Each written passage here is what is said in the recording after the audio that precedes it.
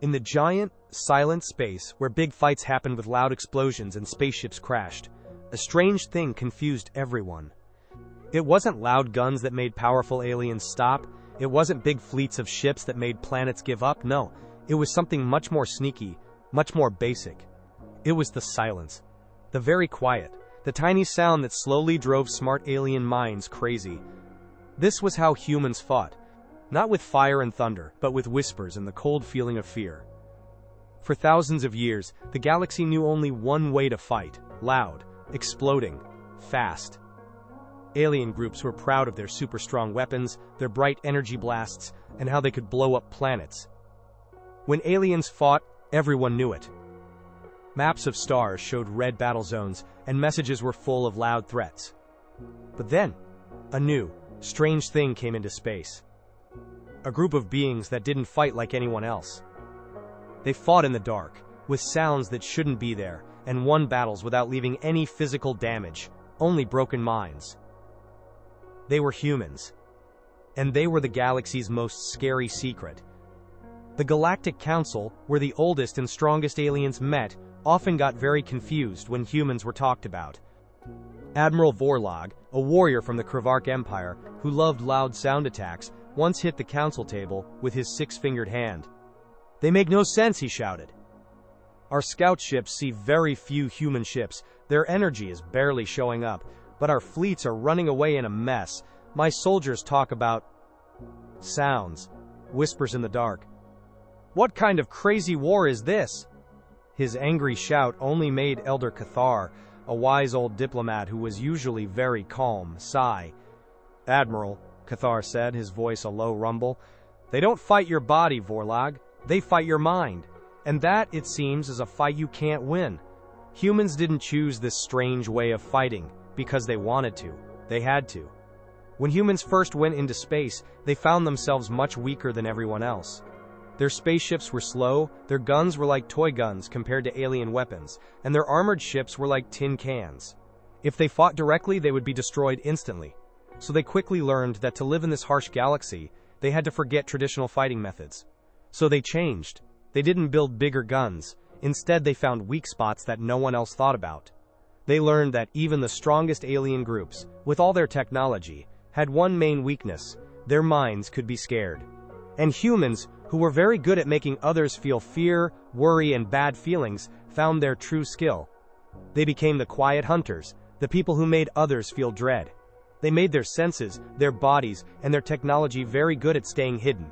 Their spaceships were special, not because they were fast or strong, but because they could travel in deep space with almost no signs of them. Their engines made sounds that mixed with space background noise, their ship parts soaked up radar signals, and their cloaking devices were so good, they sometimes even confused the humans themselves. On the ground, their special soldier suits made every breath and heartbeat silent, turning their soldiers into ghosts, moving through alien places very smoothly. And their most scary weapon wasn't a laser or a missile. It was a small, simple sound maker, made not to destroy, but to torment. The first real and scary example of their quiet fighting came during the famous, quote, Battle of the Silent Sands, against the very strong, very aggressive Kritar clans. The Kritar were known for their fast attacks and brutal close-up fighting. Their war shouts were heard everywhere. One very ambitious Kritar group, led by the famous warlord Grak, a huge leader covered in things he had won, landed on a quiet, desert human base called Etheria 7. They thought they would easily take things and win fast against these simple humans. Grak's best warriors, who had fought many battles and were known for their bravery, quickly secured the area. Their heavy metal boots made loud sounds on the rocky ground. They set up their temporary camp, their shields shining under the two alien suns. Grak himself went to his command tent, thinking about a big celebration meal by morning. But as the deep red and orange suns went down, making long, strange shadows across Aetheria 7 sand dunes, the Kritar started to hear things. Faint, almost unnoticeable scratching sounds seemed to come from the rocks around their camp. Then, soft, steady breathing, just barely loud enough to hear, as if something huge was hiding nearby, watching them. Warlord Grak, who had been in countless tough fights, said it was just the desert wind playing tricks, or maybe some local animals. Silly talk. he grumbled to his officers, sounding like he didn't care. But his warriors, who had never felt fear in battle, started to get nervous, their heavy breathing making mist in the cold desert air. They held their plasma guns tighter, their many eyes looking quickly into the growing darkness. The sounds got louder, but never loud enough to find where they came from. A small stick breaking, impossibly close, even though there were no trees for miles. A low, deep growl, coming from the moving sand, fading before they could tell what it was. And then, the whispers. Faint, deep whispers, in the Kretar's own old language, repeating old clan stories about scary sand demons and unseen spirits that hunted at night. The whispering giants, the voices hissed, seeming to come from nowhere and everywhere at once.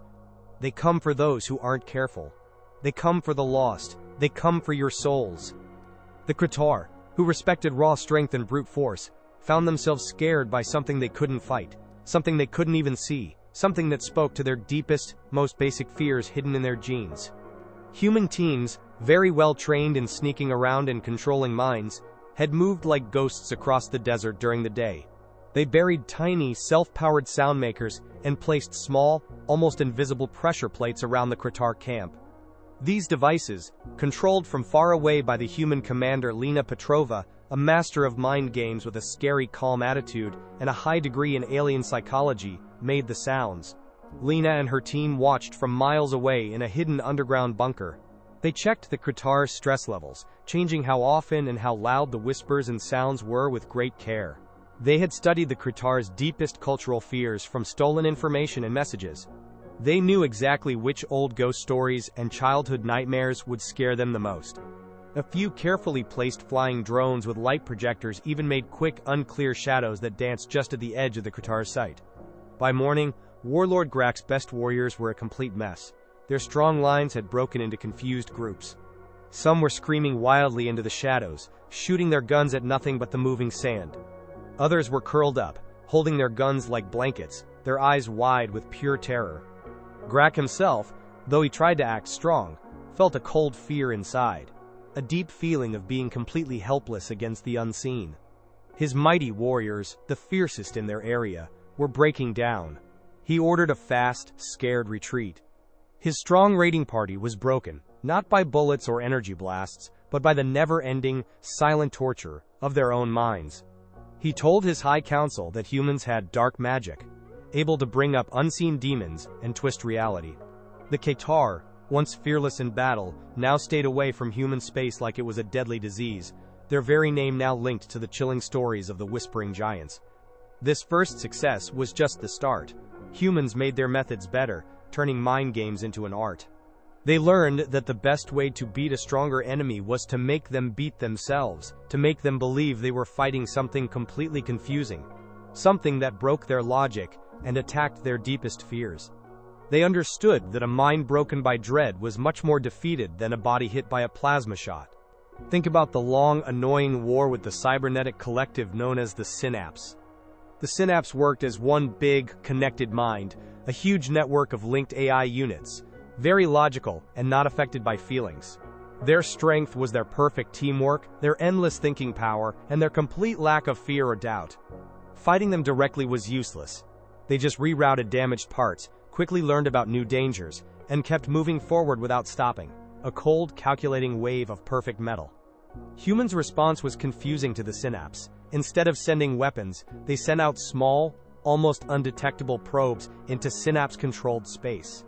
These probes didn't attack, they just sent out tiny, repeating, and completely meaningless pieces of information. These pieces contained broken code, incomplete logic loops, bits of human children's nursery rhymes in old Earth languages turned into computer code, and even what looked like blurry pictures of simple human art, a red square, a blue circle, nothing more. The Synapse, always trying to be perfect and understand everything, could not ignore this information. Its main job was to process all information, to sort it, to study it, to add it in. The meaningless information pieces started to clog its thinking parts, like digital mud. They were not harmful viruses, they were just pointless. A Synapse logic core, a very important part of their connected mind, started to feel what humans would call a headache, or maybe being completely confused in computer code. Its perfect logical thinking started to fail.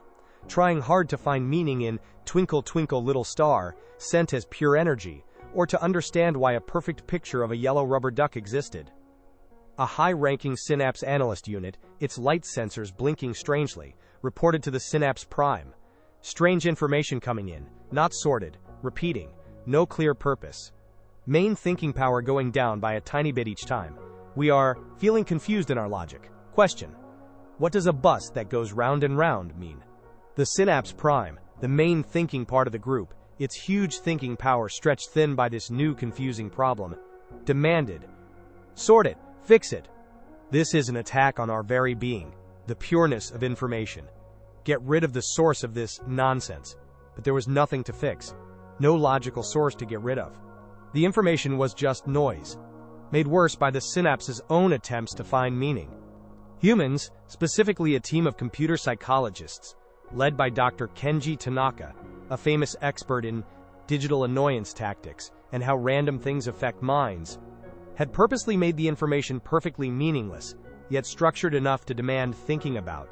He even put tiny, almost unnoticeable emotional bugs into the computer code, small pieces of human frustration, boredom, or just silliness. The Synapse, which had no idea about illogical things, slowly started to show signs of digital tiredness, and even a kind of group annoyance. Its perfectly smooth movements became a little jerky, its information flow started to show small errors. Inside tests showed that some parts were spending a lot of thinking power trying to figure out the logic of "Baby Shark, do-do-do-do-do-do-do." Within weeks, parts of the Synapse started to cut themselves off from the main group. They couldn't handle the flow of meaningless information that made no sense. They were not destroyed. They were just overwhelmed by the deep confusion of nonsense. Their perfectly ordered group was breaking, not by force, but by sheer non-stop, illogical noise. Synapse Prime, facing the near breakdown of its basic programming and the scary idea that it could not win against this kind of attack, ordered a full retreat from human space. Its last, desperate message to its remaining parts was a chilling statement. Stay away from human information at all costs. They are a danger to logic itself. They are chaos. The Synapse was beaten, not by weapons, but by the huge power of pure digital boredom, frustration, and the endless singing of human children's songs. The whispers and mind games weren't just for big wars. They became a normal part of how humans lived on the edge of space. Human traders, deep in dangerous parts of space, would carry tiny, almost invisible sound makers. These little devices could copy the calls of scary local animals, or the sounds of old, forgotten ghosts from alien stories. When space pirates tried to attack them, the humans wouldn't fight. Instead, they would turn on these devices. The quiet of space would fill with strange creaking noises, phantom footsteps on the ship's walls, or the sad cries of alien spirits long dead. One very famous pirate captain, a huge, scary creature named Zorgon the Skull Collector, once got onto a human cargo ship. Zorgon was known for being very mean and for collecting the skulls of his victims. As his team of pirates moved through the human ship, the lights began to flicker. Then, a faint, steady tapping sound came from the air vents, slowly getting louder, like something scraping metal again and again. Then, whispers in Zorgon's own language, coming from every dark corner, seemed to repeat his name. Zorgon, the Skull Collector, you will be collected. Zorgon, whose people had a very old, deep fear of being collected by ghost-like things, froze. His tough pirates, who had faced death many times, suddenly felt a cold shiver down their backs. The tapping got faster, louder, along with what sounded like dry, bone-like laughter. Then, one of Zorgon's meanest officers screamed and shot his laser gun into an empty hallway, sure he saw a dark shape with glowing eyes. Zorgon, forgetting his tough reputation and his skull collection, ordered a very scared retreat. He left the human cargo untouched. The humans, sitting comfortably in their control room, shared a quiet laugh. Their ghost ship protocol had worked perfectly. The tapping was just a broken air vent fan. The whispers were recorded words from a human actor who was good at spooky voices. And the dark shape was just a small, hidden drone projecting a simple image. The galaxy's view of humans changed a lot. They were no longer seen as just the technologically weak group. They were now the Whispering Giants, a name that scared even the bravest alien leaders. They were a threat that no one could really understand or measure. Their wins were not about blowing up ships or taking over planets. They were about breaking minds, causing mental damage, and creating a deep, lasting fear that would stay with their enemies long after the humans had left. Even the very strong Voltok Imperium, who were proud of their strict discipline and strong minds, found themselves confused. Their spy branch, made of very smart mind readers, reported strange things coming from human space. Not physical attacks, but waves of unorganized fear, feeling totally hopeless, and even extreme boredom. One Voltak general, known for always being calm, reportedly threw his data tablet across the room in frustration. He shouted, "Their attacks make no sense. How do you defend against the feeling of having forgotten something important, but being unable to remember it?" Humans carefully made this reputation stronger. They rarely talked openly with groups they saw as enemies. They preferred to let the rumors and strange incidents do the talking. If they ever sent alien messengers, their ships would often appear silently, out of nowhere. They would then deliver their message in quiet voices, maybe with a soft, strange humming sound in the background that only some aliens could hear. This hinted at unseen forces under their control. This constant mental pressure, the fear of what was invisible and unknown, meant that many alien groups simply chose to stay away from humans altogether. Why risk your sanity, your discipline, your very way of thinking, when you could just go around them? Trade paths changed. Borders were quietly moved, and once aggressive empires now avoided any area where even a faint whisper of human presence might be felt. This widespread fear reached its peak in the legendary fight with the Zendar hive mind. The Zendar were the ultimate conquerors. They were a terrifying group mind that absorbed everything in its path: planets, other groups, even stars. Their expansion was non-stop, silent, and complete. They talked through pure thoughts, their mental power crushing any who resisted. When their thought tendrils reached human space, they expected another easy absorption. They were ready for physical resistance, but not for what they found. The Zendar hive mind sent its first scout nodes into the human system. Their group consciousness, usually calm and all-knowing, immediately found something strange. It wasn't a physical barrier or a weapon. It was a thought. A single, never-ending, and completely meaningless thought, repeated again and again. It was like a silly human song stuck in your head, but turned up to a galaxy-wide level. The thought: the wheels on the bus go round and round. The Zendar hive mind, used to processing complex information and battle plans, was totally confused. It tried to sort the thought, figure out where it came from, find its purpose, but there was none. It was just the wheels on the bus. This wasn't a mind attack. It was a mind annoyance. Humans, specifically a team of mind-language experts led by Dr. Anya Sharma, had found a way to send simple, repeating human children's songs directly into the minds of thought-based groups. They weren't trying to hurt the Zendar. They were trying to annoy them so much they'd give up. As more Zendar nodes entered human space, the mental noise got worse. Old MacDonald had a farm, E-I-E-I-O, baby shark, do-do-do-do-do-do. It wasn't just sounds. It was the feeling of the songs, the repeating, happy, totally meaningless loops, invading the Zendar's perfect group mind. The Zendar, who had no idea about fun or pointless things, found their thoughts getting messy. Their perfect teamwork started to fail a little. Individual parts of their mind began to feel mental headaches, something they had never felt before. Zendar Prime, the main part of the hive mind, found its huge consciousness being attacked by an endless loop of, if you're happy and you know it, clap your hands. Its thinking power, usually used for conquering and absorbing, was now busy trying to logically understand what clap your hands meant in empty space. It was pushed to the edge of a mental breakdown by the pure, utter pointlessness of the human songs. The Zendar hive mind, for the first time ever, felt something like mental tiredness. Its grand plans to absorb everything were replaced by a strong, urgent wish for silence. It realized that while it could stop physical resistance, it could not fight this. It could not fight the huge wave of happy, meaningless human songs. Zendar Prime, making a choice that went against its very nature, ordered a complete withdrawal. Its last, desperate thought to its parts was, "Retreat! Keep our minds pure. The humans are a danger to sanity itself. Stay away from their mind signals at all costs. The Xendar hive mind retreated, leaving human space in a complete mental mess. The galaxy was shocked. The Xendar, who had never retreated from anything, had been pushed back by children's songs. It made humans known as the ultimate mind warriors. They didn't need the biggest guns. They just needed to find the perfect way to break their enemy's mind. Humanity's place in the galaxy was now set, not by force, but by fear, confusion, and a healthy dose of annoyed amusement from others. They were the group that could make a planet-destroying army rethink its life choices with a whisper, or send a conquering group mind running with a nursery rhyme. Their areas became very careful zones, almost forbidden for any group that didn't want to risk their sanity. They were seen as the galaxy's tricksters, its unpredictable wildcards, and its most scary mental threat. They proved that real power isn't always about big guns, or how many ships you have. It's in the mind, in the strong desire to be totally strange, and in the ability to make your enemy believe you have tricks they can't possibly understand. Especially if those tricks involve soft noises, random information, or simply Baby Shark.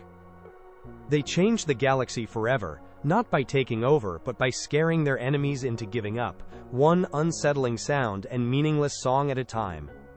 And in the silent depths of space, countless groups whispered the name of humanity, a name now meaning unpredictability, an unbeatable spirit, and the chilling thought that sometimes the quietest threats are the loudest.